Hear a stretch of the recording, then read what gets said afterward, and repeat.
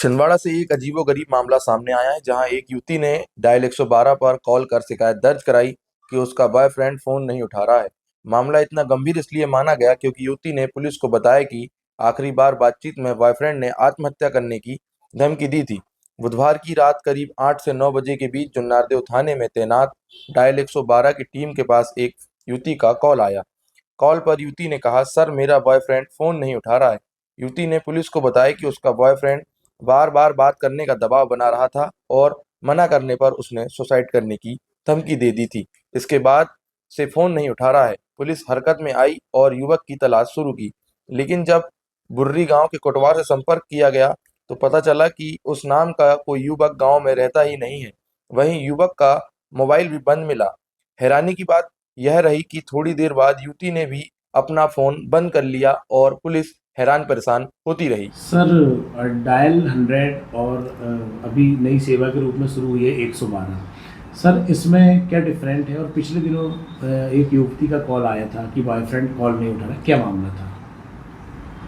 ये ऐसा है कि डायल 100 सेवा जो पहले डायल 100 के नाम से जानी जाती थी, अभी उसका उन्नयन करके हमने 112 कर दिया है। जी। बेसिक मोटो तो दोनों का सेम है कि हमें पब्लिक को त्वरित गति से सहायता पहुंचाना, पीड़ित व्यक्ति को समय पे सहायता उपलब्ध हो। जी। इस सेवा में हमने 112 में ये किया है कि बहुत सारी अन्य सेवाएं जो हैं, जैसे कि 108 है, 101 है, और अपना वन विभाग से संबंधित जो कॉल आते हैं उनसे, तो ये सारी सेवाओं को हमने इंटीग्रेट कर दिया है। इंटीग्रेट मतलब क्या, पब्लिक को केवल एक नंबर याद रखना है, 112। 112 अगर वो कॉल करते हैं तो हमारे राज्य स्तरीय कंट्रोल रूम जो पुलिस मुख्यालय भोपाल में है, तो वहाँ पे कॉल जाती है तो राज्य स्तरीय डायल 100 की जगह अब हो गई है डायल 100 112 कंट्रोल रूम। उस कंट्रोल रूम में पहले कॉल टेकर के पास में कॉल जाता है, और कॉल टेकर के बाद में वो डिस्पैचर जो होते हैं वो पुलिस के हमारे अधिकारी होते हैं, जो कि ये डिसाइड करते हैं कि ये किस नेचर का कॉल है। उसके हिसाब से वो डिस्पैच करते थे पहले कॉल डायल 100 में। लेकिन अभी जो फैसिलिटी की गई है 112 में, ये ऑटो डिस्पैच की भी फैसिलिटी है।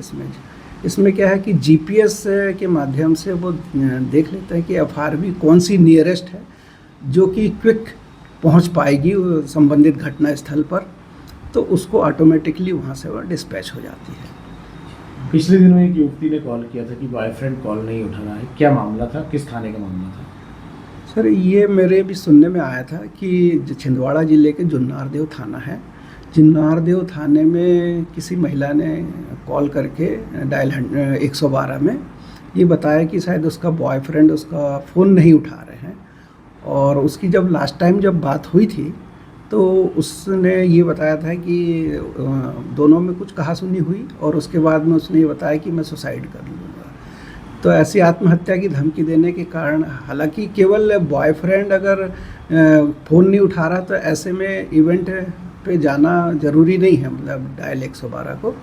लेकिन चूंकि सुसाइड का भी इसमें धमकी थी, इसलिए संभवतः इवेंट इसका ये बना, और इस पे हमारी जो एफआरवी है वो तुरंत रिस्पॉन्ड करी और वहाँ पे गई।